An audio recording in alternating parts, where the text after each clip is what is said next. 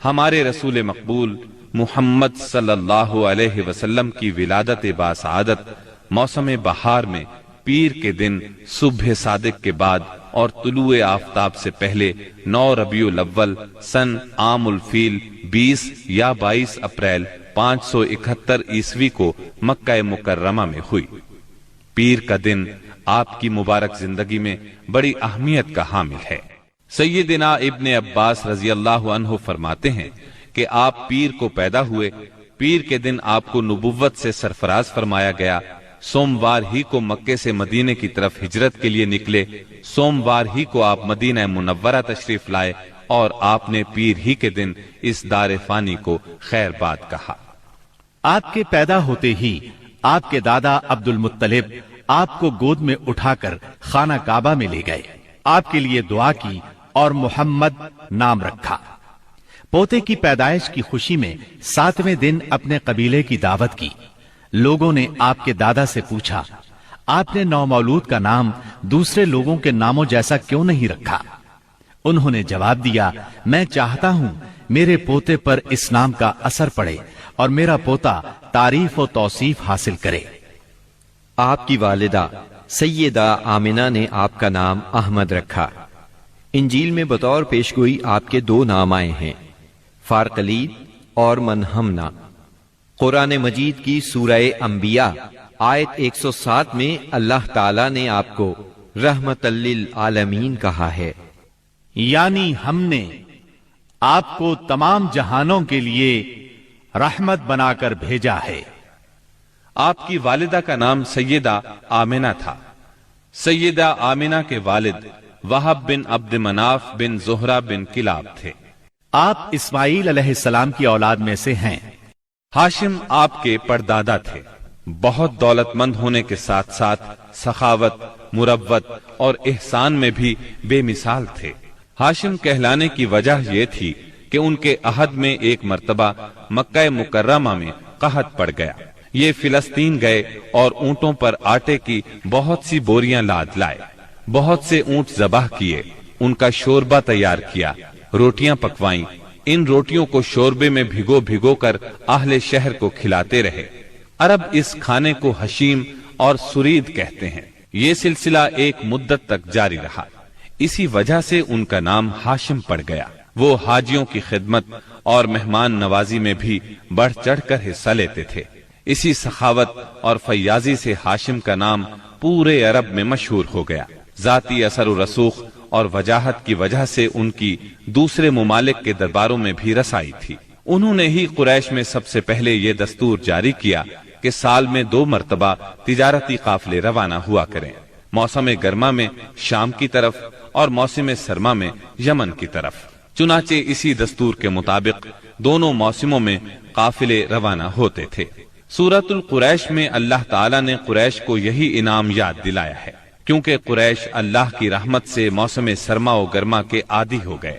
ان کی سمجھ میں یہ بات آ گئی کہ اس نعمت کے شکریہ میں اللہ کی عبادت کرنا چاہیے جو اس گھر کا مالک ہے، اور اس نے انہیں بھوک میں کھانا دیا اور خوف سے امن بخشا۔ نجاشی شاہ حبش ہاشم کی بے حد خاطر مدارت کرتا اور تحفے تحائف بھی پیش کرتا۔ قیصر روم بھی ان سے بہت مہربانی سے پیش آتا تھا۔ ہاشم نے یمن اور روم کی حکومت سے قریش کے تجارتی قافلے کی حفاظت کا حکم حاصل کیا، اور یہ ان کے اعلیٰ تدبر کا نتیجہ تھا کہ تمام راستے قریش کے تجارتی قافلوں کے لیے محفوظ ہو گئے۔ اس طرح مکہ مکرمہ بین الاقوامی تجارت کا مرکز بن گیا۔ اس سے خانہ کعبہ کی زیارت اور فریضہ حج عام ہو گئے، اور مکی زبان بھی ملک کے چاروں طرف سمجھی جانے لگی۔ ان قریشی قافلوں اور سالانہ میلوں کی وجہ سے جزیرہ نمائے عرب میں ایک معاشی مرکز پیدا ہو گیا۔ ان سالانہ میلوں میں قریش کو سرمایہ دارانہ تجارت اور قافلوں کی حفاظت کے سلسلے میں بہت اہمیت حاصل تھی۔ اس طرح مکہ مکرمہ تجارتی مرکز بنا، جس نے سیاسی مرکزیت کا راستہ کھولا جو اسلام کا کارنامہ بننے والا تھا۔ 197 عیسوی کے چند ماہ بعد ہاشم کی بیوی سلمہ بنت عمر کے ہاں مدینہ منورہ میں شیبہ یعنی عبد المطلب پیدا ہوئے۔ بچے کے سر میں کچھ بال سفید تھے، اس لیے ان کا نام شیبہ رکھا گیا۔ شیبہ کا مطلب ہے بوڑھا۔ ہاشم کی وفات کے بعد ذمہ داریاں ان کے بھائی مطلب نے سنبھال لی تھی۔ گویا مطلب شیبہ کا چچا تھا۔ اس کی وفات کے بعد شیبہ نے رفادہ اور سقایا کی ذمہ داریاں خوبی سے سنبھالی۔ انہوں نے یمن اور حبشہ کے درباروں میں اپنی قوم کی نمائندگی بھی کی۔ ان کی ملکیت میں ایک قدرتی چشمہ بھی تھا۔ ایک دن خواب میں انہیں اشارہ ملا کہ فلاں جگہ کھود کر غائب شدہ زمزم کا کنواں برآمد کریں۔ کھودتے وقت اس سے انہیں دفن شدہ خزانہ بھی ملا جو کعبے کے چڑھاووں پر مشتمل تھا۔ عبد المطلب کو زمزم کی ملکیت کے لیے بہت دشواریاں پیش آئیں، مگر اہل شہر امن پسند تھے۔ انہوں نے طے کیا کہ کسی غیر جانبدار حاکم سے اس کا فیصلہ کرا لیا جائے۔ عبد المطلب نے یہ بات مان لی، لیکن پریشان بھی تھے، اس لیے منت مانی کہ اگر اللہ نے مجھے 10 بیٹے دیے اور وہ بلوغت کو پہنچے تو میں ان میں سے ایک کو کعبے میں جا کر اللہ کے لیے قربان کر دوں گا۔ جب 10واں بیٹا بھی بلوغت کو پہنچ گیا تو عبد المطلب کو منت یاد آئی۔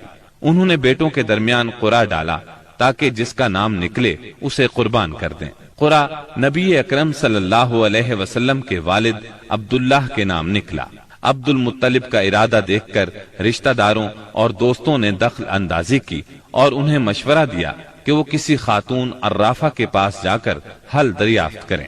چنانچہ عبد المطلب ایک عرافہ کے پاس گئے۔ اس نے معاملہ سن کر مشورہ دیا کہ بیٹے اور 10 اونٹوں کے درمیان قرعہ ڈالو، اگر عبداللہ کے نام نکلے تو مزید 10 اونٹ بڑھا دو، اس طرح خون بہا کی مقدار میں اضافہ کرتے جاؤ یہاں تک کہ قرعہ خون بہا پر نکلے۔ انہوں نے قرعہ اندازی شروع کی۔ قرعہ ہر بار عبداللہ کے نام نکلتا رہا۔ یہ 10 اونٹ ہر بار بڑھاتے گئے۔ جب 100 اونٹ پورے ہو گئے تب قرعہ اونٹوں کے نام نکلا۔ عبد المطلب نے 3 بار ایسا کیا تاکہ اطمینان ہو جائے۔ ہر بار 100 اونٹوں ہی کا قرعہ نکلا۔ اب انہیں اطمینان ہو گیا کہ یہی اللہ کو منظور ہے۔ واقعہ فیل کے 50-55 دن بعد عبد المطلب کعبے کا طواف کر رہے تھے کہ انہیں پوتے کی ولادت کی خوشخبری ملی۔ 75 سالہ دادا بہت خوش ہوئے۔ نبی کریم صلی اللہ علیہ وسلم ان کے پیارے فرزند جناب عبداللہ کی یادگار تھے، جن کی زندگی 100 اونٹوں کی قربانی دے کر بچائی گئی تھی، لیکن پھر اچانک وہ فوت ہو گئے۔ ان کی وفات سے بوڑھے باپ کو جو صدمہ پہنچا تھا، پوتے کی ولادت سے ایک حد تک وہ کم ہو گیا۔ عبداللہ کی والدہ یعنی نبی صلی اللہ علیہ وسلم کی دادی کا نام فاطمہ بنت عمر تھا۔ عبداللہ کے 2 سگے بھائی زبیر اور ابو طالب تھے۔ بی بی آمنہ سے نکاح کے بعد عبداللہ نے رواج کے مطابق 3 دن تک سسرال میں قیام کیا۔ اس کے بعد تجارت کی غرض سے شام چلے گئے۔ واپسی پر یثرب یعنی مدینہ منورہ میں ٹھہرے تاکہ اپنے والد کے حکم کے مطابق کھجوروں کا سودا کریں۔ مدینہ منورہ ہی میں قیام کے دوران وہ بیمار ہو گئے۔ آپ کی بیماری کی خبر مکہ پہنچی تو عبد المطلب نے فوراً اپنے بڑے بیٹے حارث کو عبداللہ کی خبر گیری کے لیے مدینہ روانہ کیا۔ حارث مدینہ پہنچے تو معلوم ہوا 1 ماہ بیمار رہنے کے بعد عبداللہ انتقال کر گئے ہیں۔ انتقال کے وقت انہوں نے 5 اونٹ، چند بکریاں اور 1 باندی چھوڑی، جس کی کنیت ام ایمن اور نام برکت تھا۔ عبداللہ کا انتقال اپنے پیغمبر بیٹے کی ولادت سے چند ماہ پہلے ہی ہو گیا تھا۔ گویا آپ صلی اللہ علیہ وسلم شکم مادر ہی میں یتیم ہو گئے تھے۔ آپ کی والدہ سیدہ آمنہ طہارت نفس، شرافت، عزت، عفت، عصمت اور پاک بازی میں بے مثال تھی۔ اپنی قوم میں سیدۃ النساء کے لقب سے مشہور تھی۔ ددھیال اور ننہیال دونوں کے اعتبار سے آپ عرب کے بہترین قبیلے اور بہترین قوم میں سے تھیں۔